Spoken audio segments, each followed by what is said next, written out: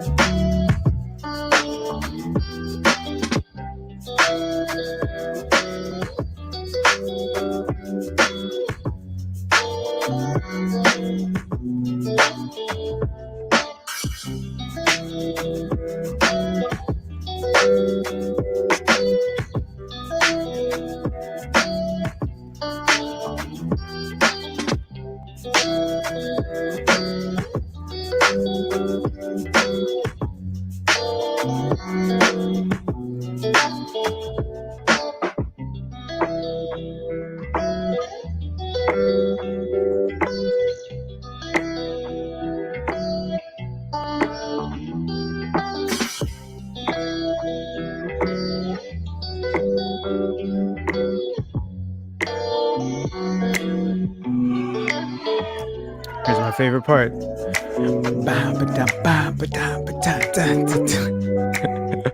Mic check 1 2. I think we're good to go. I think we are. All right, you guys ready? Let's do this. Hey guys, what's going on? Welcome to hashtag TNT Joe Fight. My camera looks like it's off. The angle looks weird. Anyway, doesn't matter. I'll figure it out. Welcome to TNT Joe Fight. That stands for tech news that Jerome Ortega finds interesting. I am your host, Jerome Ortega. This is episode something because I've lost count. And this is day number something in quarantine because I also lost count. It is fucking hot in this room right now. If you guys can see here, it is it's 82 in here. It never gets normal temperature. It's always hot up here and it's annoying, but you know, what am I going to do? So anyway, welcome guys. Happy Tuesday.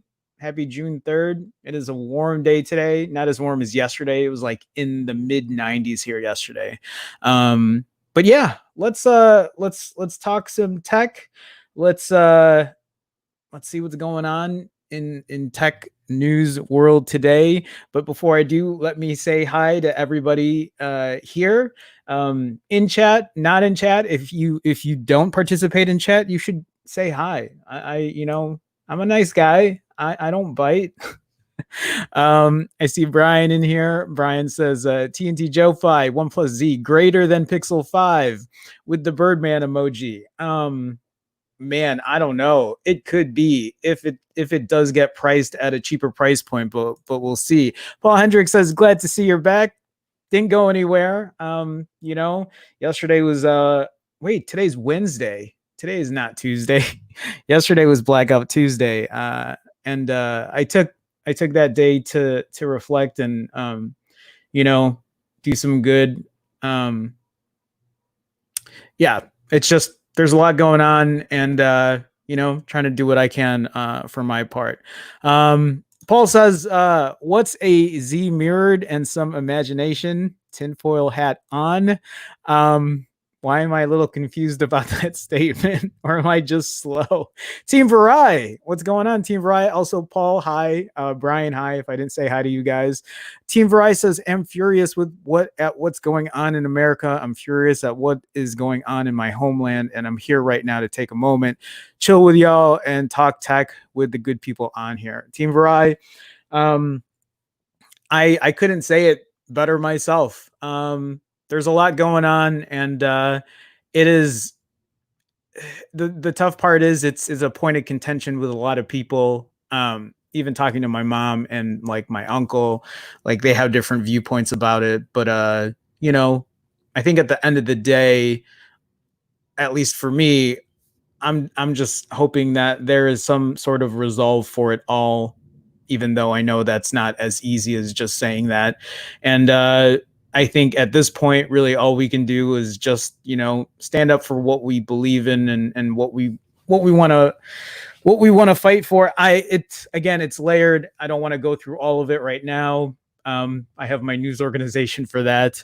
Anyway, Team Varai, welcome to the stream, man. Welcome to the chat. Nice to see you. Kyle Brass, hey, what's going on, Kyle? How you doing, man? Nice to see you again. Jerome was trying to find a way to message you and inform the OnePlus Z would have a Snapdragon instead of MediaTek. I see it's a topic for today. Yes, and you're absolutely right. Kyle, if you ever need to get in touch with me, you can DM me on Twitter, DM me on Instagram at Phone Jerome. I am not the best at replying. It's just I have... You know, I don't know if you guys know this. I also have another channel that I have been very involved in. So, you know, I've been busy. But if you, I'm not going to mark it. I'm like, if you were a higher tiered member, you could access me on Discord. It's all good. Kyle, we'll talk about it today. Welcome to the stream. Welcome to the chat, man. Appreciate it. Paul says, got your tinfoil hat ready. You know what? I should make a tinfoil hat. That is such a good idea. Every time we need to talk conspiracy stuff, I should have a tinfoil hat, swap this out. And then, do you see my new hat, guys? I got this hat for $7. It says Chicago underneath, has the Chicago star.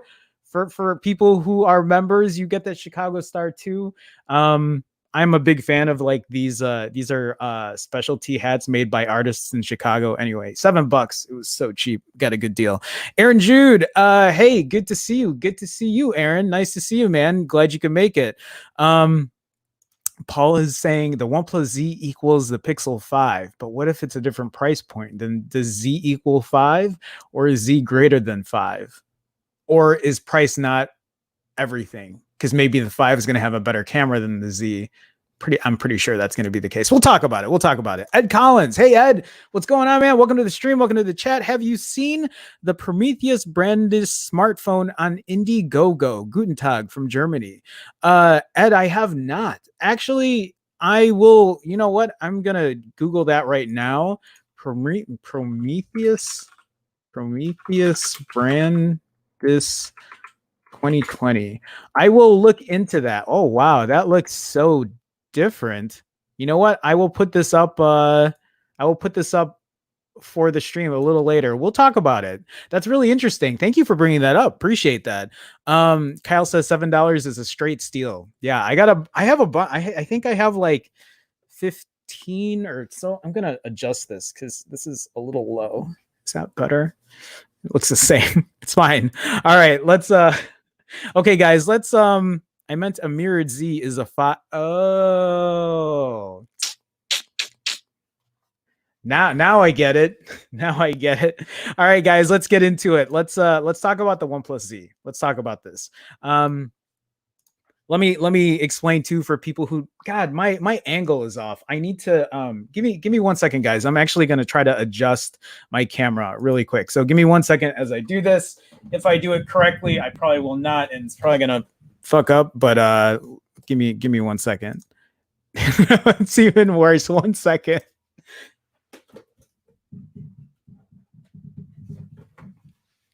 Okay. Oh my God. Fuck my life. Okay. Maybe that's better. Yeah, that'll work. Okay, so for those that don't know, the OnePlus Z is another phone that's coming out from OnePlus.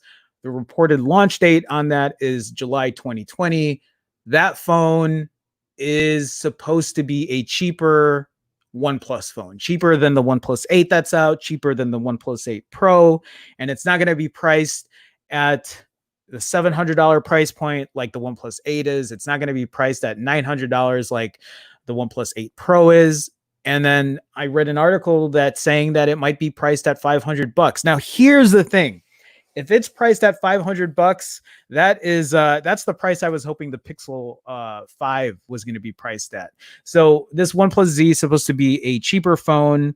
It's not going to have the most top-end specs, but it's supposed to bring back what OnePlus is about, which really doesn't make a lot of sense because that's not what OnePlus was about. OnePlus was about putting the top-end performance specs on a phone and pricing it cheap, or at least reasonable. And that's so it's kind of a mix of the two. But let's talk about this article. This article from Fandroid is saying that the OnePlus Z was spotted on Geekbench, and it's pretty much what you'd expect. So according to the reports, OnePlus is set to revive its OnePlus X lineup with a new phone, the OnePlus Z. If you guys are not familiar, and I don't mean to keep interrupting, but the OnePlus X, I never owned one, but I think that was a $300 price point, a much cheaper phone that could be had. And I can't remember if it did well or if it sold out.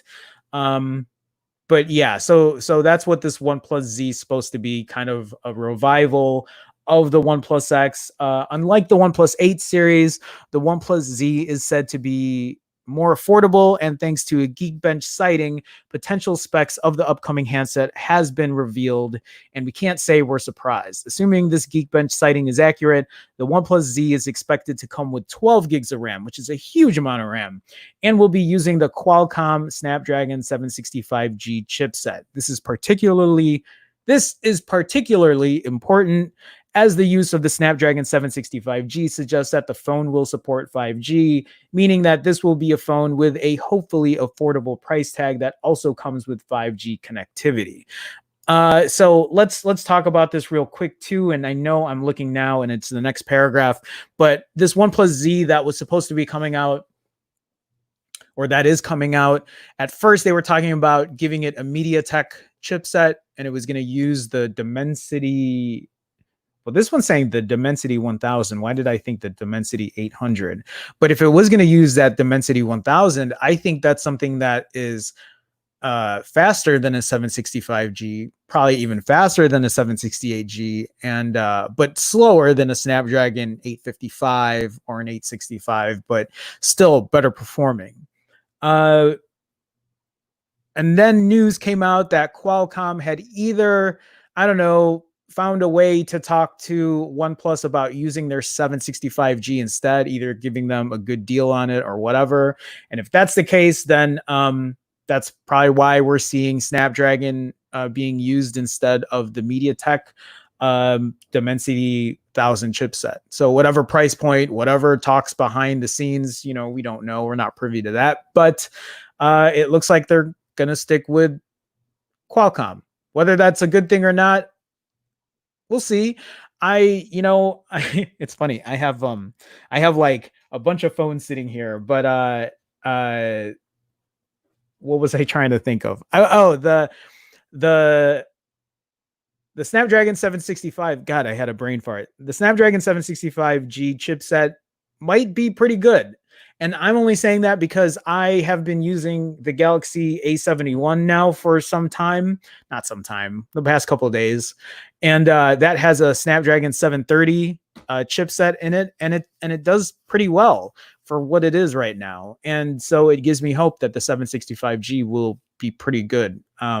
So if you'd rather, let me go in here real quick. If you'd rather not fork out close to $1,000 for a 5G smartphone, then the OnePlus Z could be the phone for you. What's also interesting is that earlier rumors had suggested that the OnePlus Z might actually use the MediaTek Dimensity 1000 chipset, but this Geekbench listing is now suggesting otherwise.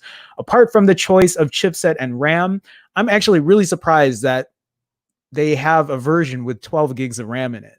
I would have expected just 8, which is more than enough, I think. But if they want to put 12, go ahead and put 12, OnePlus.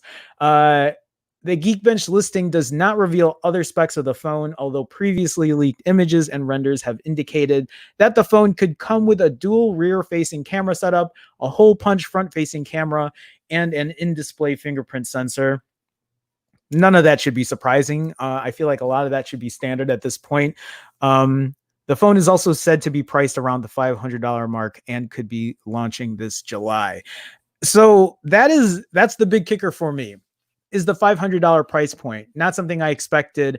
I think I read earlier reports, and obviously, none of this is concrete, but we can sit here, we can talk about it, we can speculate, and we can talk about whatever competition comes out for it. So the OnePlus Z pricing at $500, I think would be the perfect price point for this phone.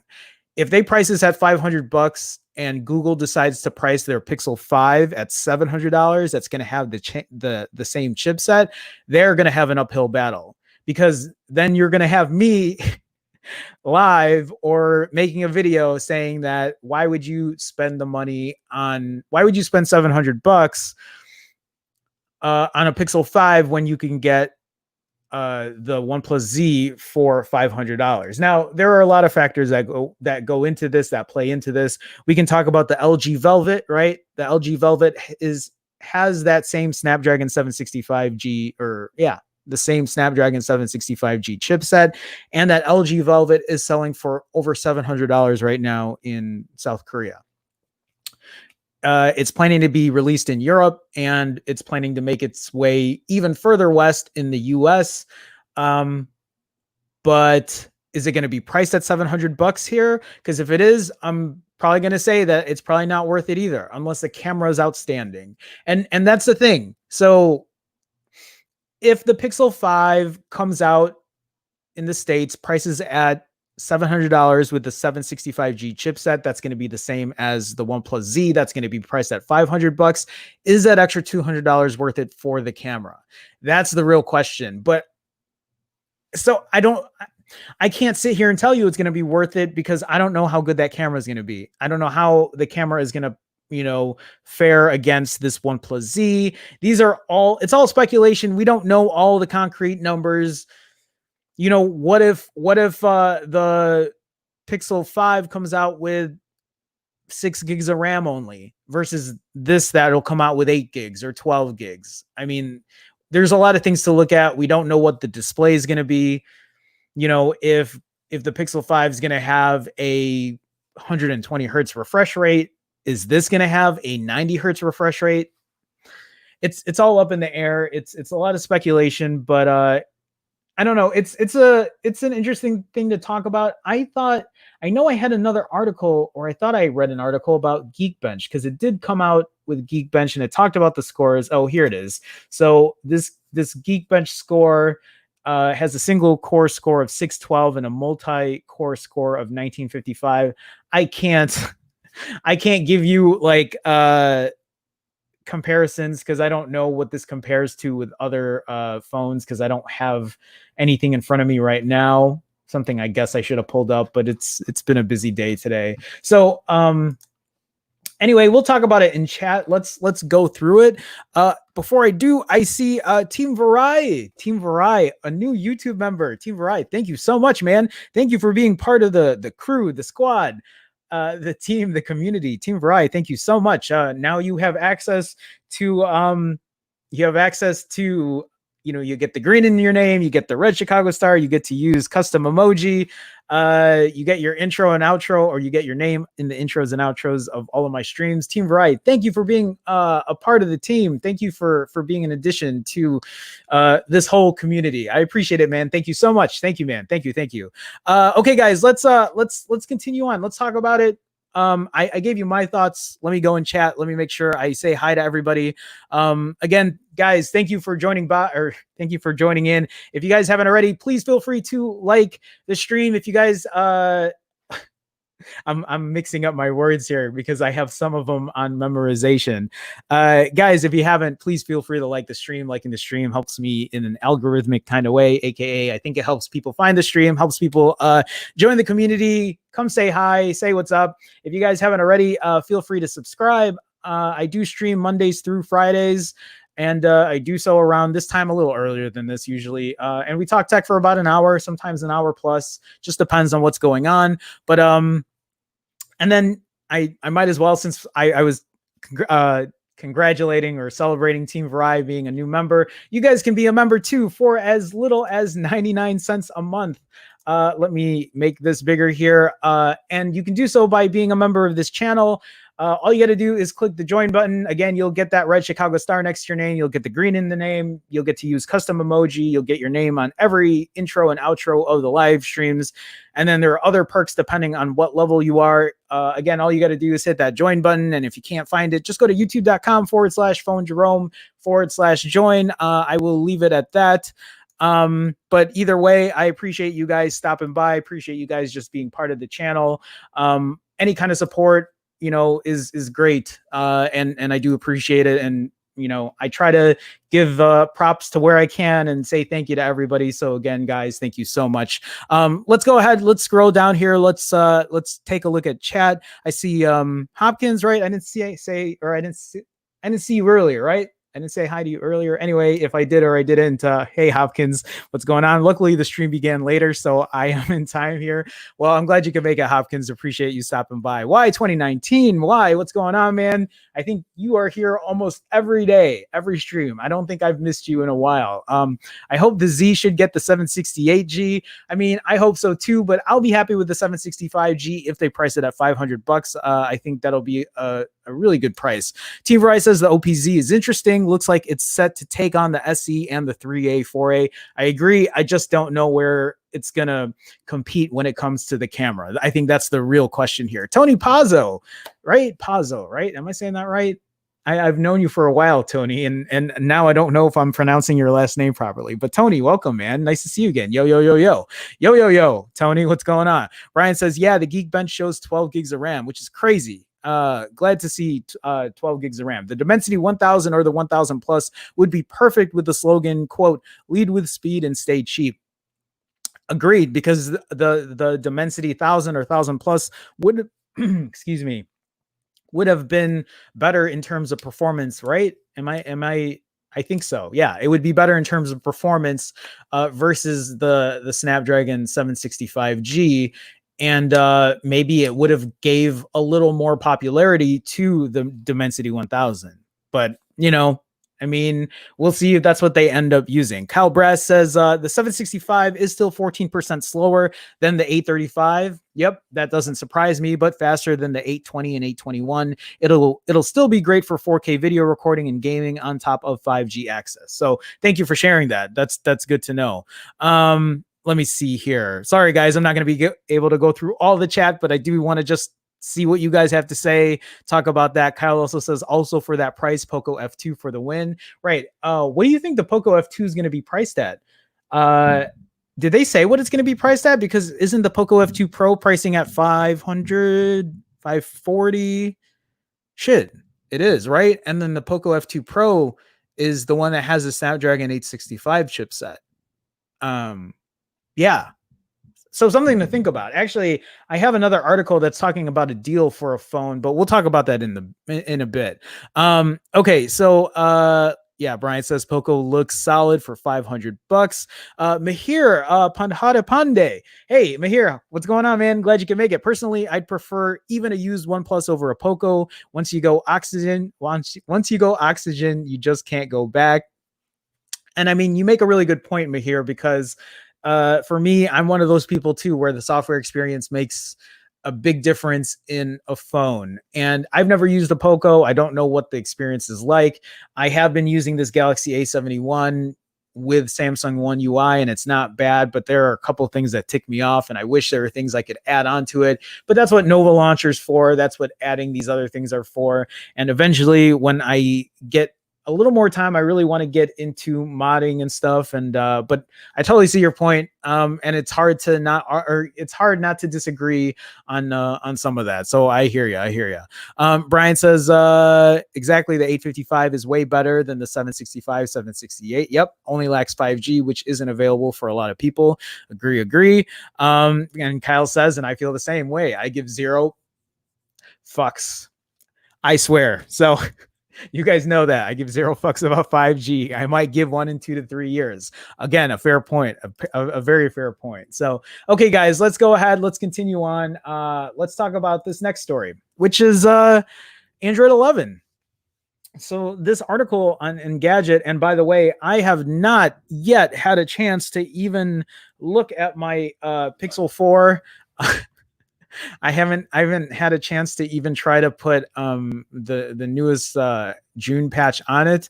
It's funny because when I went to find my Pixel 4, I was like, oh, let me just turn it on, and yeah, okay. So so this article from Engadget is, I haven't read through this one yet. Google is sending Android 11 updates to some Pixel 4 owners early. If any of you guys have a Pixel 4, have you gotten an Android 11 update? That's actually interesting. It's nice to see that Google is kind of pushing this out to people.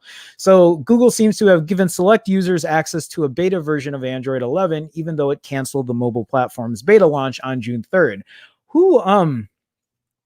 How do they get to select who gets Android 11 and who doesn't? Even though it canceled the mobile platform's beta launch on June 3rd, according to XDA developers Michal Rahman, some users received an OTA update for the OS on their Pixel 4 devices on the same day as Droid Life notes. The Android 10 security patch for June came out. I should just check mine. I should just charge it up and then check mine.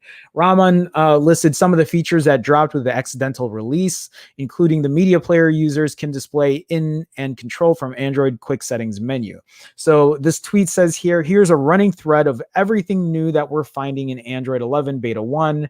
Remember the wild media player and quick settings experiment we found in developer preview 1. It's live in beta 1 as developer option called media resumption. That's a weird word. So is okay. I don't know what I'm missing here.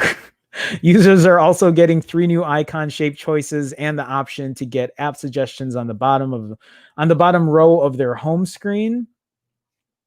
Oh, is it because I'm just not seeing the full thing? Maybe that's what it is. Okay. So yeah, different shapes. This is kind of like not a circle shape, but kind of I don't know, more of a blobbish circle shape. What am I missing here then? What did I miss for this photo? Oh, okay. Yeah, that's right. I remember this. So you get like this little, it's kind of like having a little widget in there for navigation for media. Users are also getting, we talked about that. The 3 new shapes, new options to control app suggestions in the Pixel launcher. That's actually really funny because I always turn off app suggestions. I don't like app suggestions. Not that sometimes when I pull it up, I'm like, yeah, that's what I was looking for. But I don't know. For me, I just think it's you're duplicating apps you already have. So I'm like, I would rather not have app suggestions on there, but I wonder what these options show.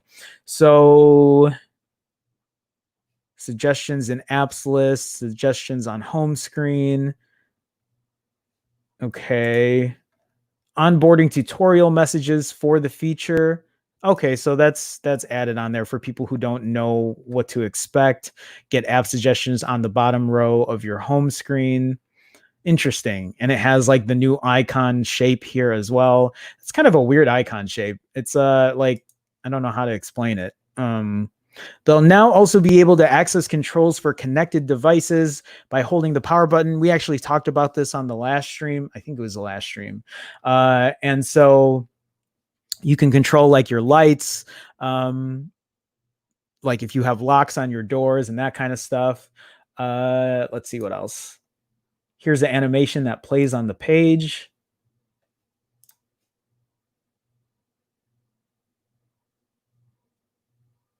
That's kind of cool. I mean, it's nice that they have those additional features on there. I'll look forward to it when I get Android 11. If they choose to, they can also enable bubble notifications under a new menu, which allows conversation alerts to show up as floating icons on top of other apps. I would keep that off. That's something I don't like. I don't really like having bubble animations or, things that pop up to let me know chat's coming or whatever. Plus, the fact I don't use messages anyway. I use Telegram, so it really is no use to me.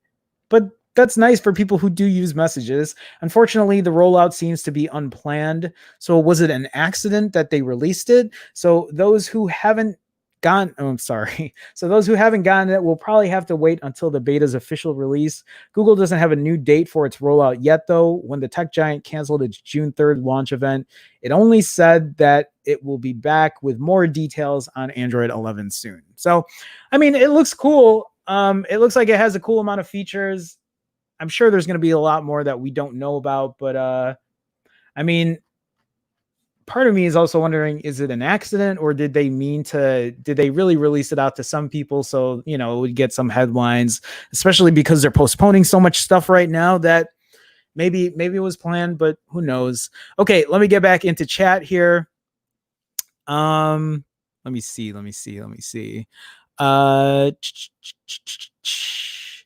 Team Verizon says, as a Pixel 3a owner, I hope we get it soon as well. That's true. Big House Productions. Hey, Big House. Nice to see you, man.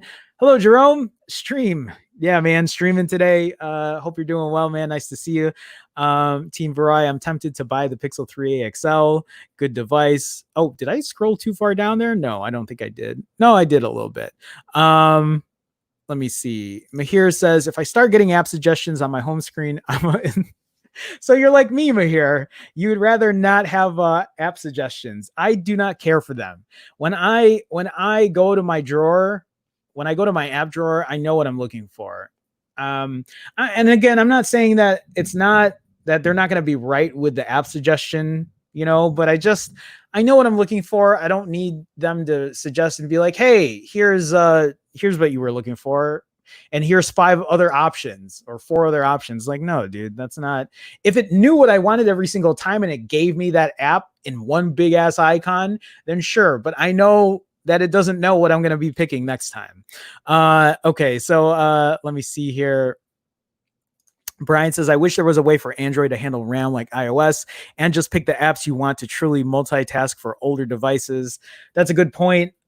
But didn't they say they were going to be fixing something? Well, I don't know what they're going to be doing. You know, Google. And with that being said, here comes Will. Will, what's going on, man? Nice to see you. Glad you could make the stream, man. Glad you could make the chat too. Okay, so let's go on. Let's talk about what else. So we talked about the OnePlus Z. We talked about Android 11 getting sent to some people. Oh, here we go. I hate when people title stuff like this. Here's why. Here's the 4 reasons. Whatever clickbait bullshit. But this article from Slash Gear is talking about the Galaxy Note 20 Plus 5G will be the phone to buy this fall. Here's why. I haven't read this article. Will the Galaxy Note 20 Plus 5G be the phone to buy this fall? Is that what people are waiting for? They're waiting to buy the Note 20 Plus 5G. Okay, and then before I go into that, I see Brian here with the $1 super chat. Brian, man, thank you for the support. Thank you for the continued support. This is day number, now I could probably say for sure, you're probably 50 something streams in a row of super chats. So Brian, thank you for the support, man. Thank you for always dropping in the chats, dropping in the stream, being a moderator, doing what you're doing, man. I appreciate it, man. Thank you so much. Thank you so much. Okay, so yeah, the Note 20 Plus. Is somebody waiting for this phone? Is someone ready to drop $1,000 again on a Note 20 Plus? Because I don't know if that's going to be the phone to buy this fall, especially when it's going to be priced at 4 digits. Can you imagine in 2015 or even 2014 where I tell someone that no, in the future you're going to be spending 4 digits on a phone? People fucking laugh at me and be like, get out of here. Why would anyone spend $1,000 on that? Like, you buy laptops at that price. Well, here we are. So let's talk about it. The Samsung Galaxy Note 20 Plus 5G was revealed in a series of leaks over the past couple of weeks, and a tip today puts the whole story in focus.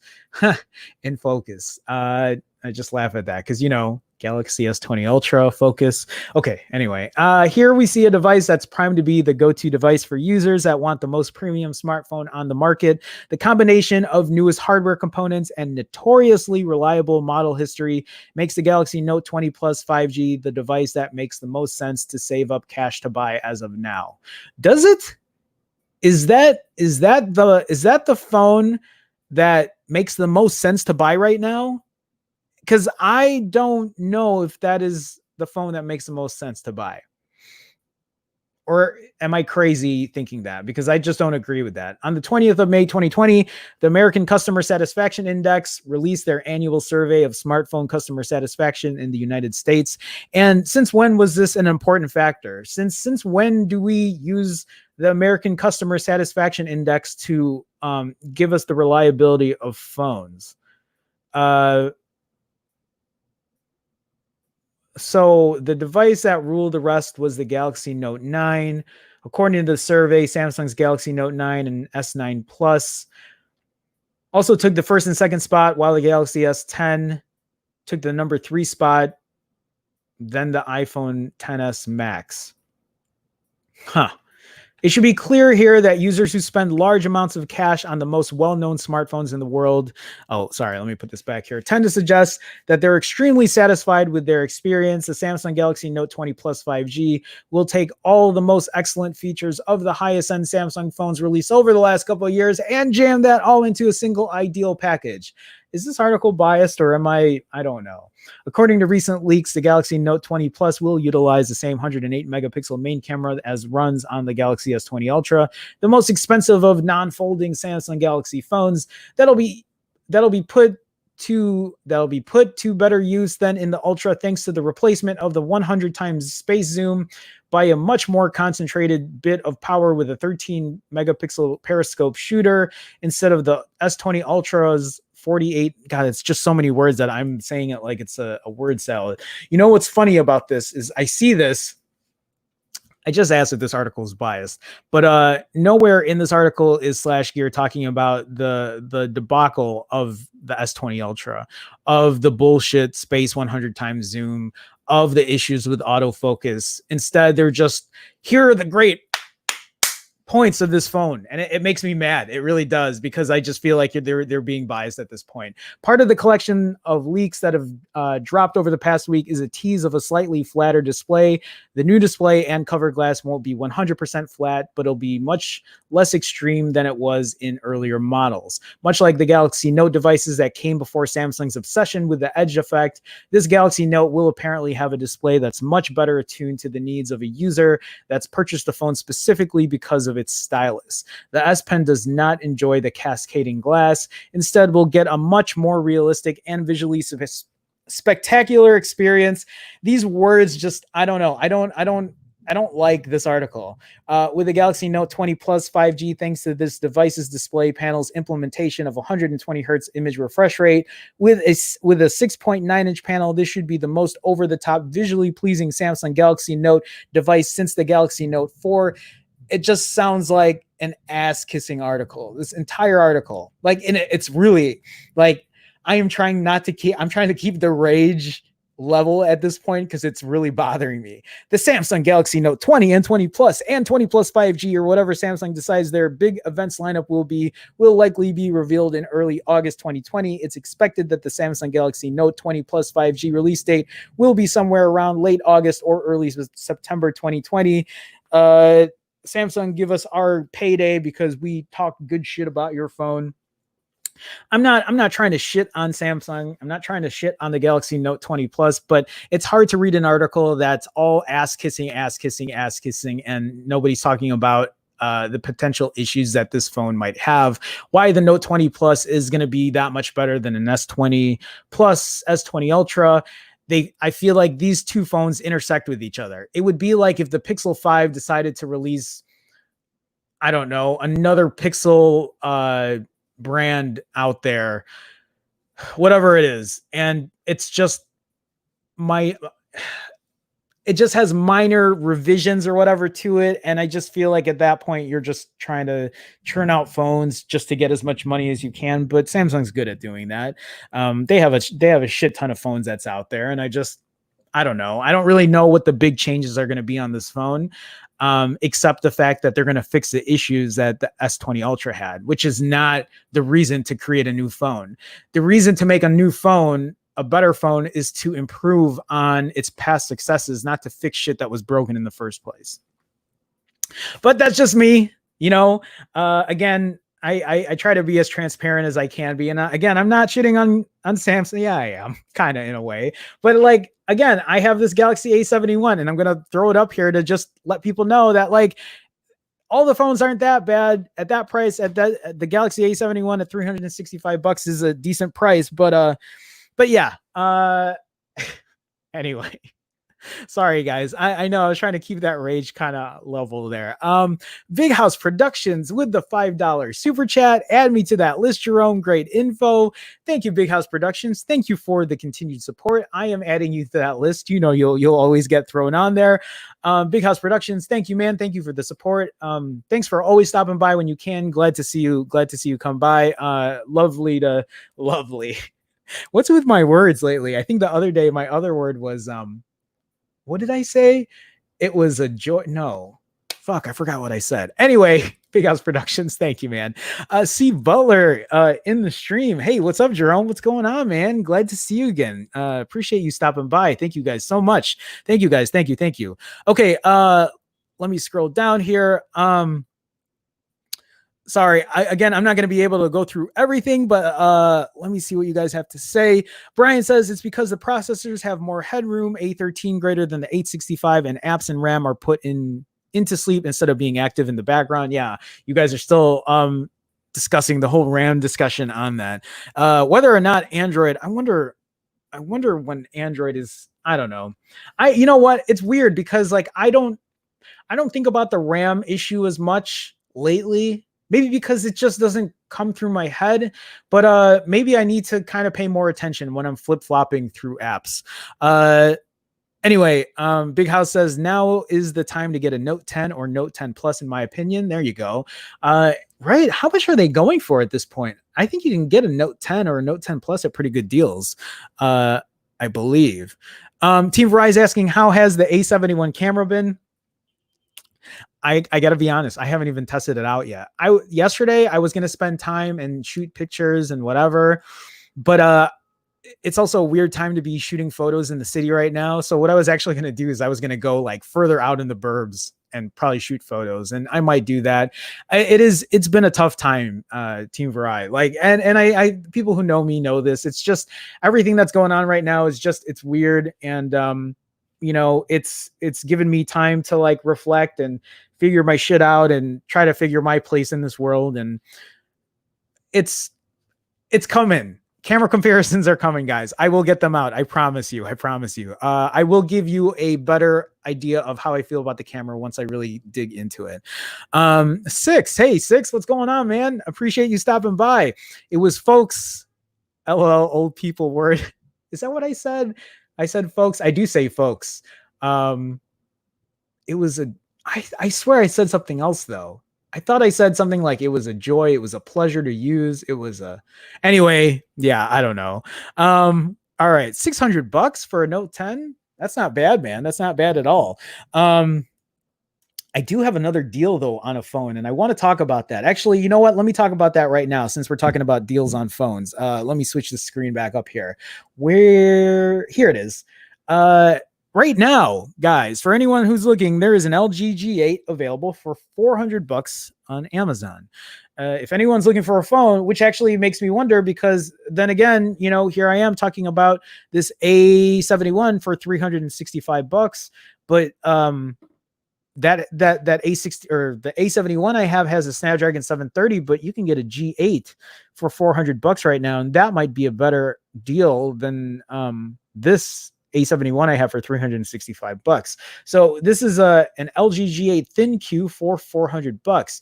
The G8 is one of the more feature-packed phones of 2019, and it's not, you know, it's not a super old phone, although it didn't reach the same level of the commercial and critical success as Samsung's Galaxy S10 or the Huawei P40 Pro.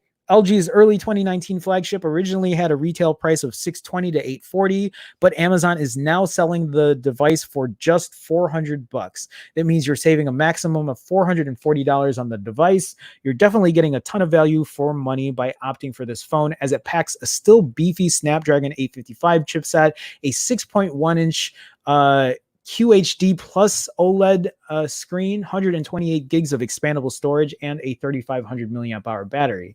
It also has wireless charging, IP68 water and dust resistance, a 3.5 millimeter headphone jack with quad DAC audio, a rear fingerprint sensor. Oh shit, these are some pretty good deals or pretty good specs. I haven't messed with the G8, but at $400, that's kind of tempting. You're getting a 12 megapixel main and 16 megapixel ultra wide rear camera pairing. Selfies are handled by an 8 megapixel shooter, while a front facing 3D sensor also delivers gimmicky hand ID authentication and gestures. Oh yeah, I remember reading about that. There are loads of older affordable flagships for $400 and thereabouts, but almost none of them offer water resistance and wireless charging like the LG G8. why does that? That reminds me of there was the boss in Mario Brothers 2, the one that threw eggs out of its mouth or whatever the fuck it was, and it reminds me of that. Anyway, yeah, $400 on that phone is pretty damn cheap. So I actually pulled it up on Amazon. Let me refresh it just to make sure that $400 price sticks. Yeah. So $400 right now for 128 gigs. And it's the US version. So let's see here, 6.1 QHD plus, 6 gigs of RAM. Okay, so it's not 8 gigs of RAM, but still 6 gigs of RAM, 128 gigs of internal storage. I don't know how good the cameras are in there. I haven't had a chance to test them out, but at $400, man, that seems like a really good deal. Can you mod this phone? I'm gonna look into it a little later. Anyway, yeah, for $400, that doesn't sound like a bad deal at all. So yeah, just thought I'd share. For anybody who's looking, take a look at Amazon and see if that deal shows up for you. I'm sure it will because it's Amazon. Okay, so let's move on, guys. This article from GSM Arena is talking about the Asus ROG Phone 3. And it looks like this has been found on Geekbench as well. So 12 gigs of RAM. There's a 12 gig variant, and it surfaced on Geekbench. So an unknown Asus device bearing model code whatever, and believed to be the ROG Phone 3 popped up on Geekbench last month with 8 gigs of RAM. Now, another device, which is likely another version of the same phone, has passed through the benchmark database, and it has 12 gigs of RAM. Just like the 8 gig variant, the 12 gig version runs Android 10 and has a Snapdragon 865 SoC at the helm, but other than this, Geekbench doesn't reveal any other details about the smartphone. There's no word from Asus or Asus? Isn't it Asus? I don't know. Asus, whatever. About the launch date of the ROG Phone 3 just yet, but reports coming out of Taiwan suggest the smartphone will be released in July alongside the Zenfone 7, which is plausible since the ROG Phone 2 was announced in July last year. But this ROG Phone 3 or whatever, right? Since it's going to have an 865, isn't going to be expensive, like super expensive. I don't know. I have no idea. I don't even know what the ROG Phone 2 priced at. I don't know much about that phone. So just thought I'd share. Again, like usual, when I see an article come up, I want to put that out there for you guys. Hopkins, I'm just laughing. It's a pity LG G8's camera is dog shit. Is it really that bad? I can't remember if I saw camera sample. If I saw camera samples for the G8, but there you go, right out of Hopkins' words out of his mouth, digital mouth. Camera's dog shit. $400 though. I wonder if it's still a good value with everything else it has. Mahir says it looks like a really shocked Mr. Incredible. I could see that. Ed Collins says just use Gcam on G8, takes good pics. Well, there you go. Gcam to save the day, right? Will also says just make sure it isn't the Prime version. Is it though? I don't think it is. I don't think it's the Prime version. Do they still make phones with Prime versions with all the ad stuff on it? I don't know. Yeah, then Brian says, then you got to pay a surcharge to get rid of the ads. 6 says, I hear you, Brian. Hard to do when we're being blasted 20. Oh, other stuff. So yeah, what was I talking about? ROG Phone. I don't know. I've never owned a ROG Phone. I know nothing about the ROG Phone. Yeah, then we talked about G8. What else do we got? Yeah, here we go. This phone doesn't have Google apps, but it can take your temperature. Okay. So this article from Android Authority. This phone is taking this person's temperature. The Honor Play 4 series has an infrared camera. This camera allows users to take someone's temperature. This could be handy right now due to the COVID-19 pandemic, which is very true. I think the first thing that comes to my mind when I see this is, does it really work? And if it does work, does it work? Like what's the accuracy for this? What I wanted to see is somebody take this phone and then take an actual temperature device, one that's legit, one that's reliable, and see how they compare and what the difference is, what the percentage of error is or whatever. That's what I want to see. We've seen infrared cameras on phones before, allowing you to take infrared snaps and videos, but it looks like Honor is using infrared technology in a different way on its upcoming device. The Huawei sub-brand has confirmed on Weibo that its upcoming Honor Play 4 series will offer an infrared camera that can be used to measure temperature. Honor says the temperature measurement features works with objects, animals, and people, but it's the latter that has our attention. Being able to measure someone's temperature is especially important during the COVID-19 pandemic, and an official video clip shows us how it works. Check out the first 30 seconds of the video below. I don't know. I haven't seen this video, so we'll take a look. Dude, I just feel like, wait, did he tap him on the head with it? No, that's not touching him. So you could also use it on the wrist, I'm guessing. Not just, yeah, on the wrist. For me, I feel like I don't even know if I want to be that close to somebody.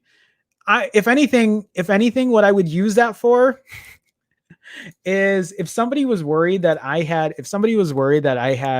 been infected, then what I would do is I would take the phone myself and I'd be like, here it is. Here's my temperature. And I'll show you what it is. Here, you guys want to know what my temperature is? Oh, I can't. It's the battery is dead on my Pixel 4. I'll stop. It seems like users simply have to hold the phone over the person's body rather than having the phone actually touch the person in question, blah, blah, blah. We're not going to go through all this. Anyway, I don't know if anyone's going to have that phone or whatever. So, yeah. Okay. Let me, Will was saying, with Alexa stuff built in. Oh, that's right. Tech PD. Hey, Tech PD, you're not the police department. Tech PhD. Tech PhD, what's going on, man? Welcome to the stream. Have I said hi to you before? I don't remember if I have. Is this your first time on stream saying hi? If it isn't, or if it is, I'm sorry. But either way, welcome, man. Wow, that's for measuring temperatures. Yeah, it is. But anyway, Tech PhD, welcome, man. Welcome. If you are a rioter or looter, you get automatic immunity to COVID-19 and its social distancing rules. Yeah, that's anyway. Kyle Brass says 10-cent games version of ROG 2 was $550 on Amazon at one point, but the one MKBHD reviewed was $850 to $900. Yeah, that's an expensive phone. I don't really want to be spending that much money on a phone right now. But yeah. Okay, let's move on. Next story. These stories, these are more I don't know if I'm going to be going through them as much. Actually, this story was what I wanted to cover when Mint Arcade was on last time. Talk about the Sony Xperia 1 Mark II. So I've been seeing reports about the Sony Xperia 1 Mark II, and like I see good stuff, I see bad stuff, and it kind of goes like veers back and forth. But the Sony Xperia 1 Mark II is aimed at creative prices or creative types, not creative prices. We want to talk about prices. The Sony Xperia 1 Mark II is pretty expensive, especially people who are into photography and videography. This is why I have been keeping an eye on the Sony Xperia 1 Mark II. Its most compelling feature is that it can be controlled and operated like a camera. So let me talk. Wait,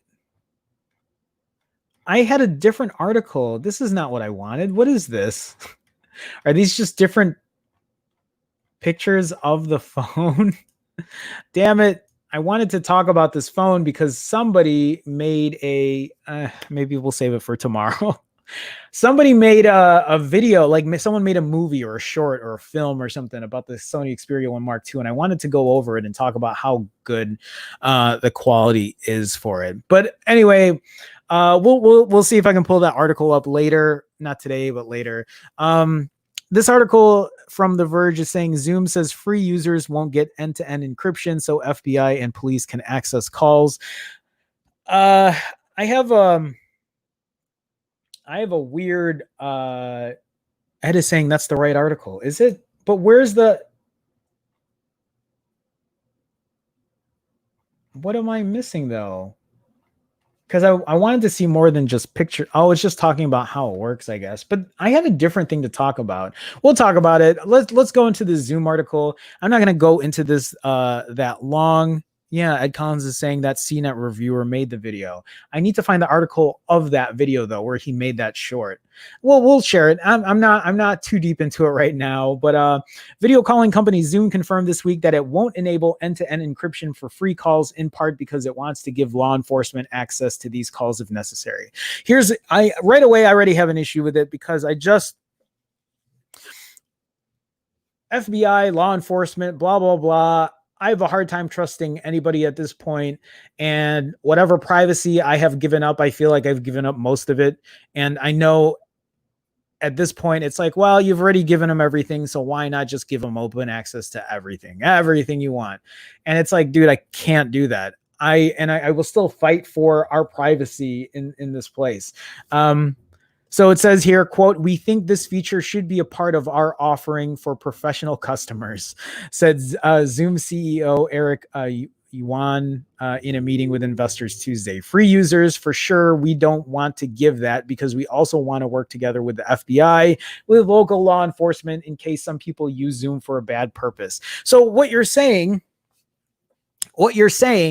is free users, despite the large percentage of good people who are free users, you want to not give them proper privacy because of the small percentage of bad users who might use it. That's what you're saying, Eric Yuan. Am I saying your last name right? I don't give a fuck. But for paying users, if you're a bad paying user, that's okay. It's perfectly fine. Use it for whatever you want. Use it for pedophilia. Use it for crime boss shit. It just doesn't make any fucking sense. It doesn't make any sense to me. That's like saying everybody who owns a home, you should not have locks on your doors because there could be some bad people in those homes doing bad shit in there, and we want to make sure we can see what you're doing. So don't have a lock in your home because we want access to it 24/7.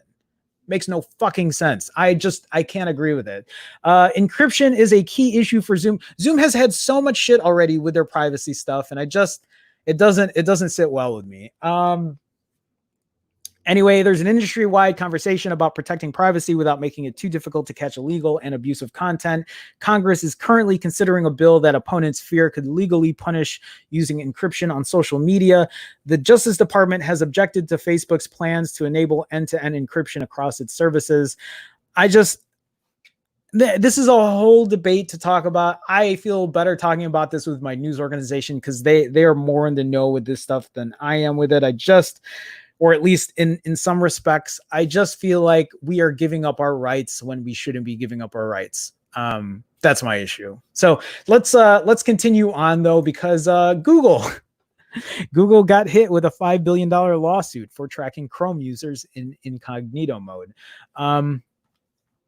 Google has been hit with a $5 billion lawsuit over, quote, illegally tracking millions of users. Despite them using incognito mode, the class action lawsuit seeks $5,000 in damages per user for violations of federal wiretapping and California privacy laws. The complaint, which was filed in the federal court in San Jose, California on Tuesday, says Google collects data from users regardless of whether they clock on Google-supported ads with the help of tools such as Google Analytics, Google Ad Manager, website plugins, and mobile apps. This allows Google to learn nearly everything about its users, including the most intimate and potentially embarrassing things that they search for on the web. Castaneda added that the Mountain View-based company plans to defend itself vigorously against the claims, while Google introduced incognito detection blocking with Chrome 74 in April last year. Its Chrome support page clearly mentions that incognito mode does not prevent your activity or location from being visible to the websites you visit. Again, let's move on. I feel so helpless in some parts because I just don't know what to do to protect myself and my privacy and all that shit. But okay, so this article from Tech Radar is talking about CES 2021 will happen in person, so expect plenty of new tech in January. Precautions will be taken at next year's CES. However, I've actually been invited to CES before for free, which would have been cool. And I can't remember which vendor had reached out to me about it. And I always wanted to go, and I would love to go one year. I don't know when that's going to happen. If it's going to happen next year, I don't know. Still feel really weary about everything that's going on. But the organization behind CES says that it's going ahead with plans for an in-person event in Las Vegas in January 2021 with a few modifications. CES, if you haven't heard of it, is the event where companies like Samsung, LG, Sony, Lenovo, Acer, blah, blah, blah, announced the latest batch of TVs, laptops, phones, and speakers, talks about trends. So when it's held next year, CES 21 will have widened aisles between booths to maintain social distancing guidelines, contactless scans and payments, and regularly cleaned and sanitized spaces throughout the entire Las Vegas Convention Center and beyond. In a post about new guidelines, the company behind the event says that it will issue best practices to convention attendees and says it will be evaluating thermal scans at checkpoints to make sure attendees aren't spreading the virus, though hasn't said whether either will be mandatory for entry yet. So CES is basically the confluence of every tech industry with companies. That being said, it's surprising that CES isn't following suit with a dozen or so other events that have been postponed until mid-2021 at the earliest, as some health experts expect that the COVID-19 pandemic could extend into next year. That's the thing. If it gets bad, I'm sure they're probably going to postpone it, or they're going to push it, or whatever they're going to do. So, yeah, would I go to this? Maybe. Depends if I have money too. So yeah. Okay. The next article I have here is about Huawei, the P40 Pro review. There is a catch. We all know what that catch is. You can't use Google on it. Lack of Google software hampers incredible hardware. And that's what I've been hearing lately is Huawei, or at least for quite some time, Huawei has good hardware. It's had good hardware for a while. But with them being crippled and not being able to use Google services, apps, whatever, it's really hindering the overall experience on their phones. In a different 2020, I could be telling you that the P40 Pro is one of the best phones you could buy. After all, it sees the Chinese telecoms giant at the height of its hardware powers, delivering a device that performs extremely well and leaves little off its spec sheet. But the trade war President Trump is waging against China has expanded to single out Huawei specifically, which sucks, placing the telecoms giant on the entity list and banning most American companies from doing business with it. Whatever your views on the national security allegations, the consequences for Huawei's phone business are clear. The company can't ship new devices with Google services, including Google Apps and the Play Store. And for a variety of reasons, this makes these phones total non-starters for most people in most Western markets, not just the US. Like, I can't see myself buying this phone ever because I can't use Google services on it. If there's a workaround, that's great, but I hear the workaround is really tough to get Google stuff,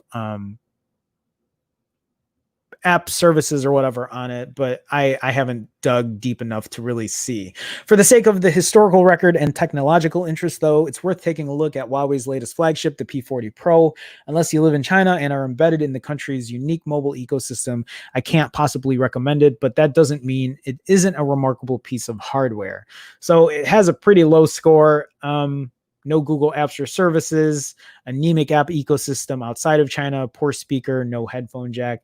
Otherwise, it says here it's a technically excellent camera, excellent curved display, strong performance and battery life. I'm not going to go through the whole article here. But but I would love to, for me, I would love to test it just to see how good the camera is. That's really the only thing that I would be interested in. So what does this say here?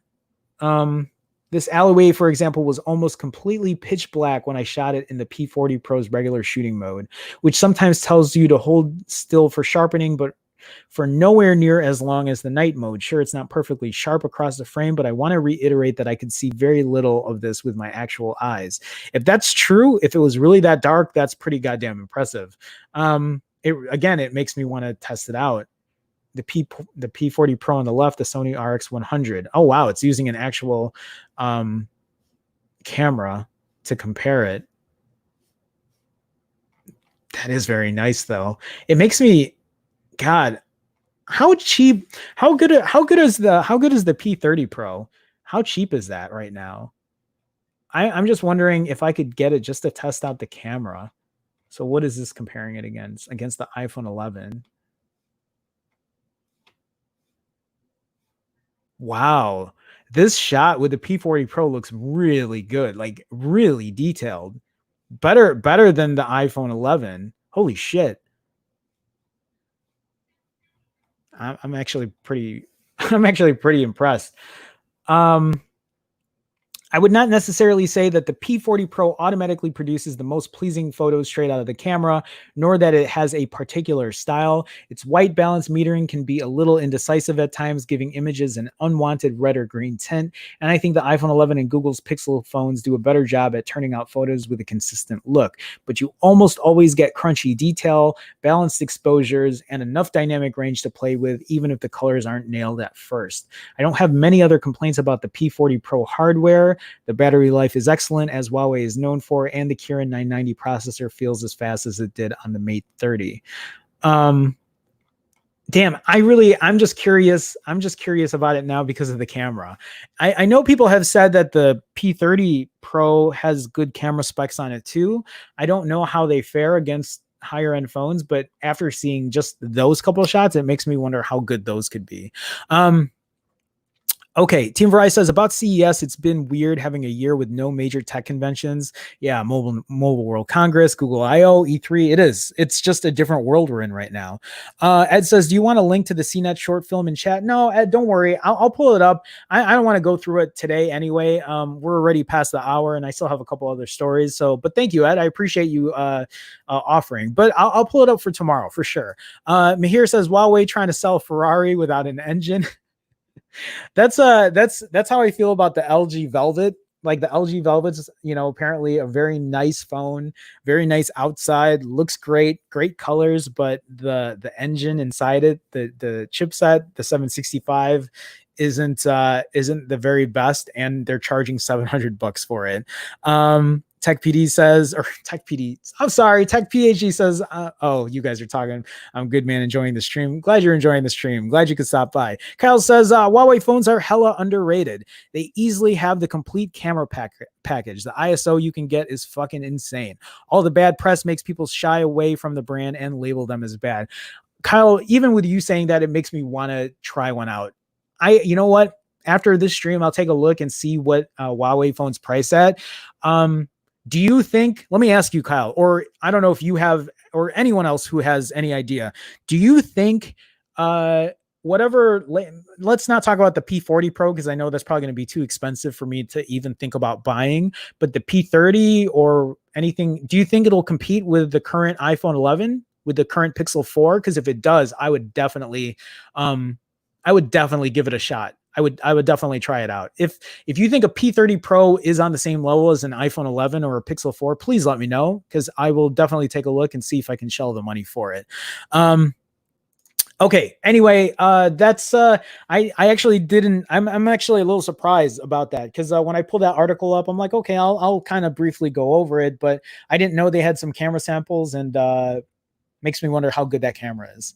And again, for you guys that don't know, like, cameras are big for me, and I love doing photo camera comparison reviews. And if something can beat my iPhone 11 Pro, I'd love to see it. I really would. Okay. Oh, guys, did you see this? Did you see this Game Gear? Lately I've been kind of talking about video game stuff here and there, but this article from Ars Technica is saying Sega's tiny Game Gear Micro is 92% smaller than the original. This thing is tiny, but Japanese release spreads its 16 built-in games across 4 color variants. That is tiny. I don't know why I would want to buy that, but if it was priced right, maybe. I don't know. It's weird. It's like I want to have it just to have it because it's like, I don't know. It just looks different. And it comes with 16 games. Here are the other pictures for it. Look at how small that Game Gear is. That thing is tiny. And it can play 16-bit Sega games. I don't know. It seems kind of cool.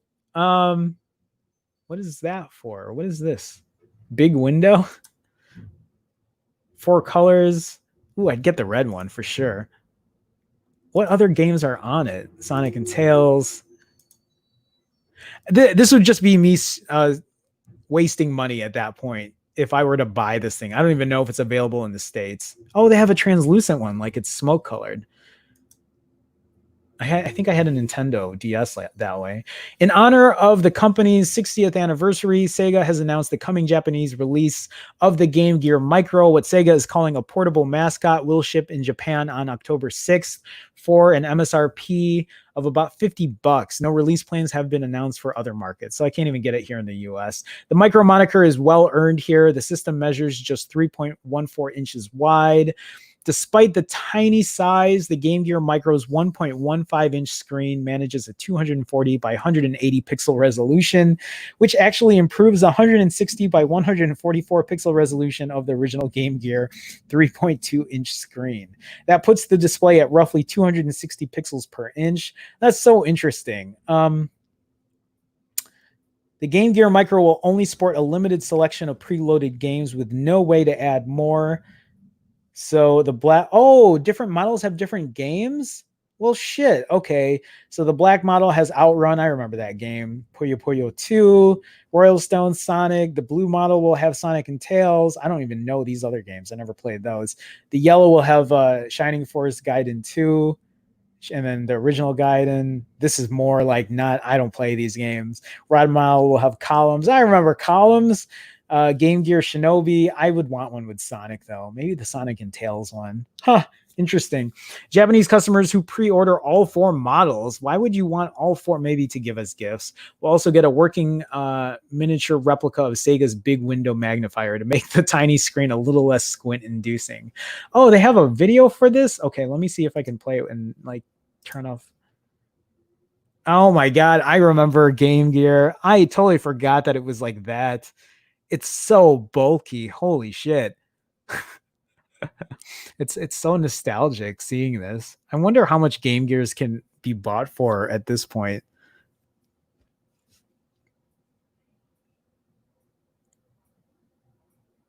It's so small. Oh my God. That doesn't even, how could you even play with that? Anyway, Game Gear Micro, guys. That's all I have there for it. Yeah, Hopkins says it's too small. A Game Gear for Ants Team Mirai. Calbrest says P30 or Mate 2030 will do you good and can compete. But for how good those are, their newest setup, I'll take a look. Thank you, Kyle, for mentioning that. I'll take a look and see if I can get something that's worth it. Okay, this I'm not going to go through that deeply. Pictures of the new Xbox store are codenamed Mercury may have leaked, so I think a new revamp of the store. The redesign, if real, appears to follow the design convention. Oh, not an actual physical store, just the Xbox store on the UI. I thought it was a new store that was opening up. Anyway, okay, let's move on to this last thing here, and this is actually what Ed had shared, and I haven't seen this. I have no idea what this is. This is the Prometheus. This is a new phone. Look at the design on the back here. I know nothing about it, guys. I just pulled it up. Ed's the one that recommended it. The world's most extraordinary smartphone with extreme design and flagship specs.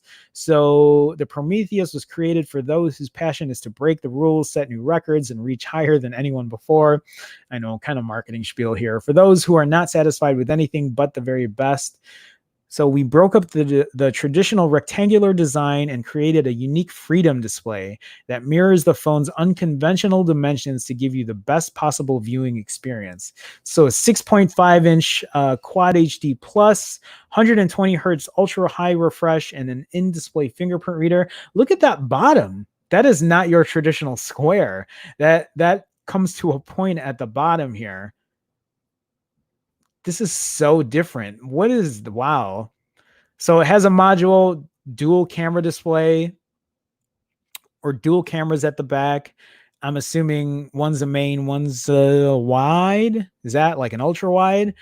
So it has a Snapdragon 865. So it comes with, holy shit, it comes with 16 gigs of RAM and 512 gigs of internal storage. So super high-end specs. Ooh. That is such a weird looking design, though.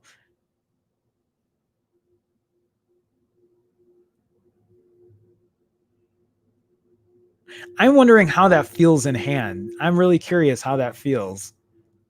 That's so different. I don't care for that. What is it? How do you pronounce that? Brandy's? Brand. I'm probably butchering it, but I don't like. I'm not digging the font on the back, and it just looks a little big as far as its typography. But the design doesn't look bad.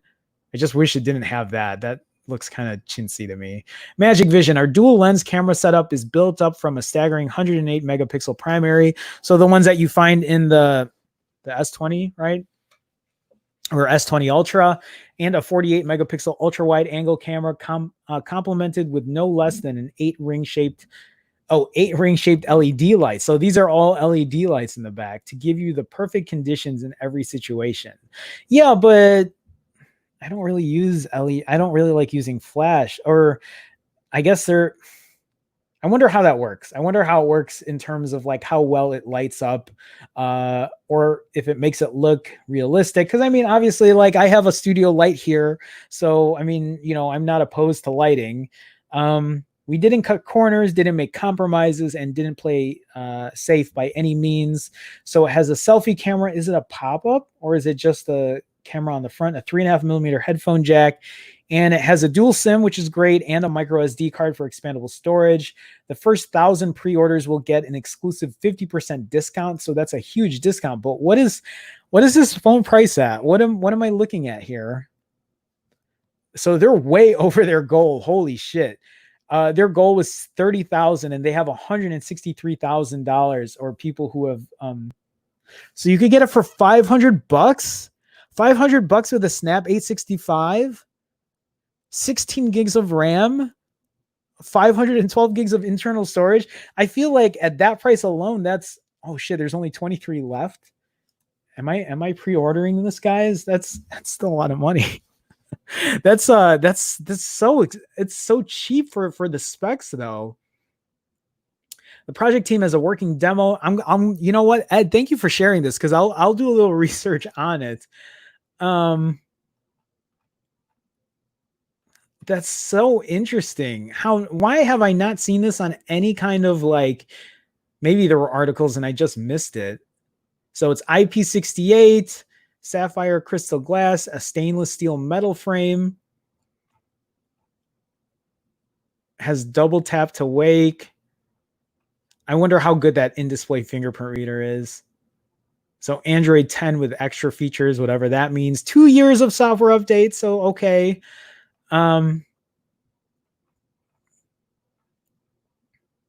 Wow, they've been developing this for a while, haven't they? This is interesting because I just have not seen this. What's the battery size on it? Does it say? 4,000. I don't know why I was thinking it was going to be 4,500. 65 watt wired charging. So that's super fast. 40 watt wireless charging. So it has a good amount of stuff on it. I mean, this is like deck to the rim, deck to the T. What are my words for that? Ed says here, figured it would tickle your fancy. It does. These are super high-end specs. I just wonder how good this phone is going to be. that's such a different display. How is this going to work when it comes to like watching YouTube videos? Are they going to cut the bottom right here and the top right here? The selfie cam, where is the selfie? Oh, so it has like a status, like it has a little space up here then for notifications or whatever. It's not a pop-up camera, not a pop-up selfie camera. I mean, it's okay if it isn't. I'm just curious. I'm just curious. Where am I? Display camera. So 40 megapixel, but it's not a pop-up, I guess. That's so interesting though. Pre-orders are live. There's only 20 something left. Should I pre-order? No, I can't. I don't have the money for it anyway. That's so interesting. Thank you, Ed. Thank you for sharing that. Tech PhD, 2 years of software updates. Samsung has joined the chat. Yeah, or most manufacturers have. What an interesting concept though. I mean, here's the thing though, $500 for those specs, I feel like are worth it alone. $500 for an 865 chipset, 512 gigs of internal storage, 16 gigs of RAM, 65 watt wired charging, 40 watt wireless charging. Those are all super high-end specs. I'll think about that today. I don't know. That's so interesting. Ed, thank you for sharing that. Thank you so much. I'll look into that.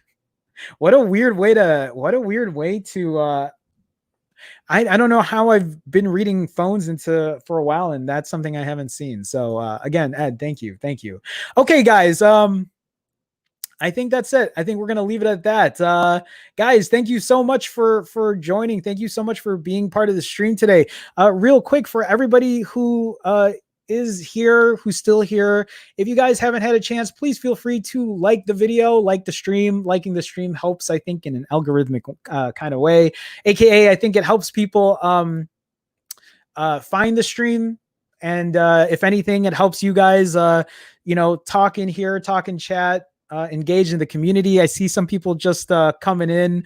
Deepak Murthy, hey Jerome, hey Deepak. I don't know if you just hopped in here, but appreciate you stopping by.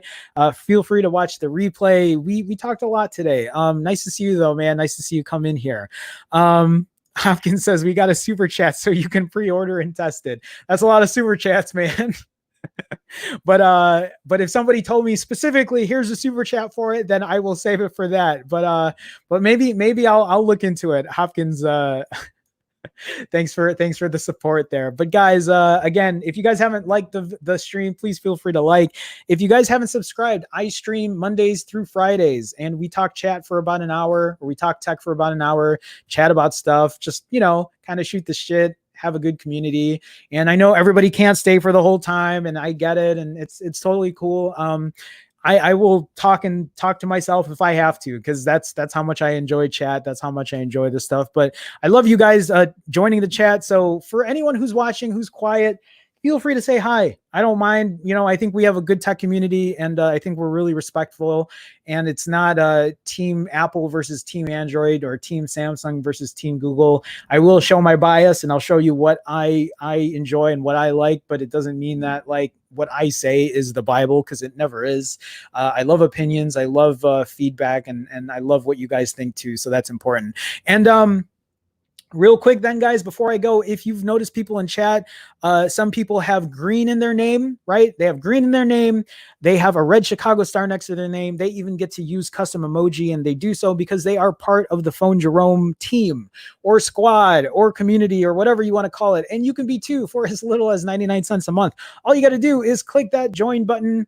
There are different tiers as well. So there are different types of access that you can get. But if you want to, just click that join button. If you can't find that join button, you can go to youtube.com/PhoneJerome/join. You will get those perks. You'll also get your name on the intro and outro of every one of my live streams. And I think that's it. I see Brian with $1 super chat. Brian, I swear you already super chatted, but thank you, Brian, for that extra level of support. Guys, thank you so much. Always. I say it every time, and I say it because I mean it. Like, for you guys to support me the way you do, it really means a lot to me. For me to do these streams, it's such a joy. It really is. It's a pleasure to do them, and it makes me it helps me get better at what I do, and it helps me learn, because I've told you guys this before.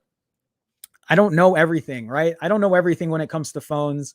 And that's why I'm very transparent. You guys bring something up and I don't know, I'll tell you I don't know. But I will give you my thoughts and my opinions, and whatever I think doesn't always stick either. I think as people, right, we learn to like adapt, and we learn to like things and understand why people think a certain way or whatever. And this applies to just more than outside of phones, right? I do this because I love to talk tech, and I love to talk about phones, and I love to have a community. But at the end of the day, I think we realize that we're just, I don't know, man, we're all in this together. And I say that because of everything that's going on. And it's tough, because I've had a tough time with everything that's going on. And I want things to get better, and I don't know when that's ever going to happen. Hopefully it will, but yeah, I'm starting to rant about other stuff. Tech PhD says, I just subscribed. I really enjoyed the stream, man. You're a really cool dude. Thank you, Tech PhD. I appreciate that. If you don't know, my name is Jerome, if you haven't realized. So, just FYI. Anyway, appreciate it. Well, that's the name of my channel. I'm thinking of my other channel. My name isn't on there. Tech PhD, thank you for being a subscriber. I do appreciate it. It means a lot to me.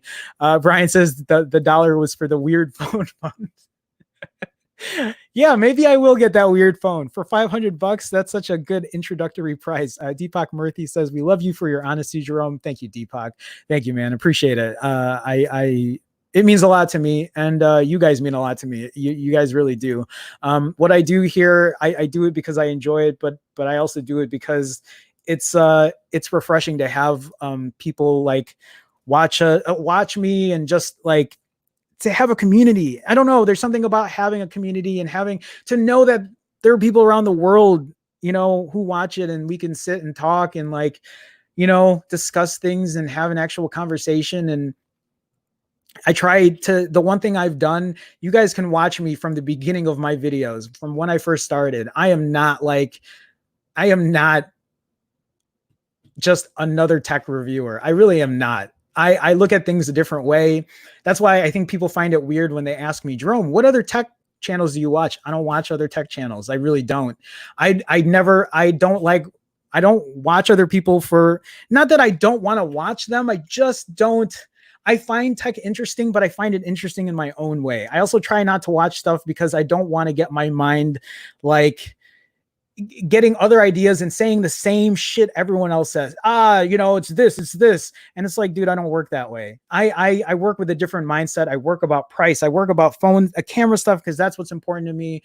Performance, whatever. Like, I try to give my own review on things, and that's what I do. Yeah, humanity has gone mad. This year has gone mad. The thing is, and like my personal opinion though, Deepak, is like humanity's been weird for a while. Like, there's been so much injustice, and there's been so many, like, when we talk about the gap between inequality for the rich and the poor, that's been an issue for a long time, right? I sit here and I talk to you guys for it's been over 3 years.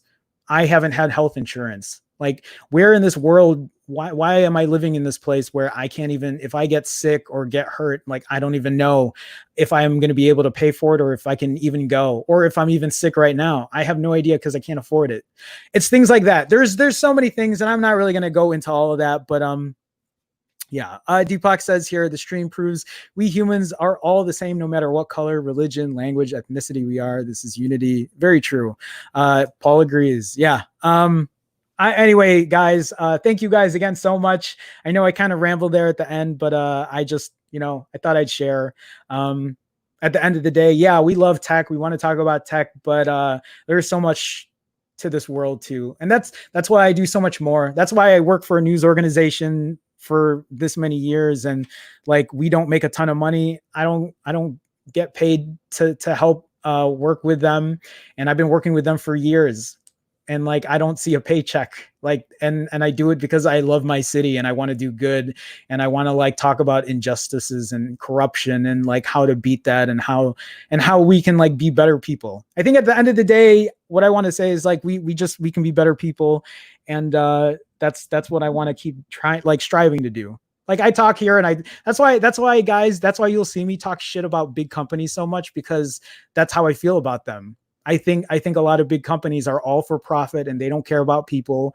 And so for me, when my mantra for a lot of stuff is people over profit, people over profit, people over profit. So anytime you hear me bitch about Verizon, bitch about like Google or Apple, bitch about big companies who are like destroying the world, like environmentally destroying it, polluting, like damaging the water, poisonous water, killing life, all that kind of stuff, I do it because people over profit.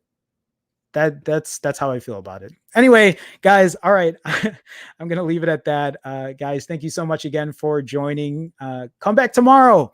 We'll do more tech tomorrow. I probably won't rant this long about like life and whatever, but it is a weird time.